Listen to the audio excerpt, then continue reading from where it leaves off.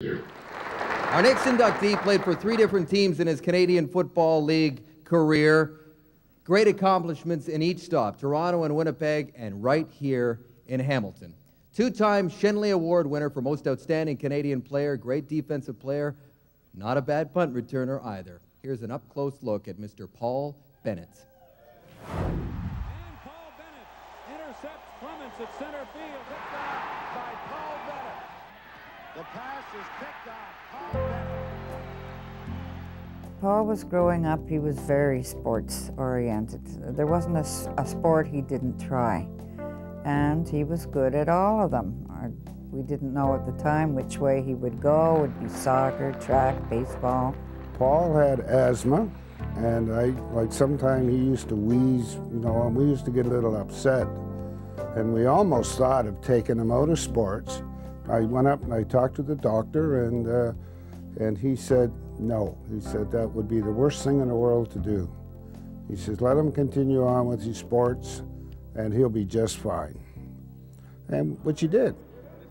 He loved that football. He wanted to play football, and it didn't take him too long to be a very, very good football player.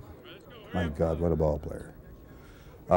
We're not talking just talent here. We're not talking a guy who runs 0.7 of a second off the world record in the 200-meter with no training. We're not talking just talent, a guy who can run fast and hit like a ton of bricks. We're not talking about just a guy who's smart. We're talking about a guy who had an in-your-face attitude, and he'd pick up a challenge. And I knew that, I could sense that. Receiving a full scholarship, Paul would go on to the University of Missouri before returning to play for the University of Waterloo. In 1977, he was drafted by the Toronto Argonauts. In his rookie year, he earned both Eastern and CFL All-Star honors.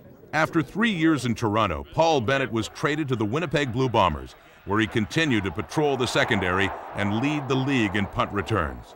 Very bright and very physical. I mean, there's no doubt that Paul controlled and patrolled the middle of the field. That was his territory. That was the challenge that he would relay to the receivers. If you come across the middle, this is my home territory, and I'm coming after you. Paul gets outside, then throws an interception to Paul Bennett, and he could take it all the way back. After 4 seasons with the Bombers, Paul played his remaining years with the Hamilton Tiger Cats. The leading punt returner in the history of Canadian football has got one of the biggest interception returns for a major. He had, number one, a great ability to read the play, but also, I think, a sixth sense. And Paul really took it as a challenge to anticipate what the quarterback was going to be calling. Paul Bennett intercepts the throw. In my career, really, it was 3 separate and distinct eras. It was Toronto, my rookie year ride, and then the Winnipeg era where I now live and my children were born, and Hamilton, where I was able to win my second Shenley, win a ring, the Grey Cup, and be able to walk away from the game with some dignity and pride.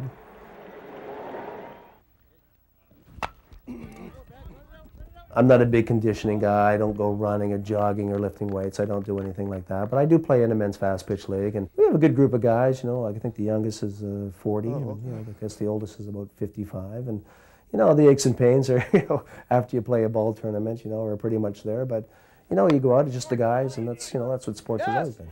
Oh, come on, Blue! Some things never change.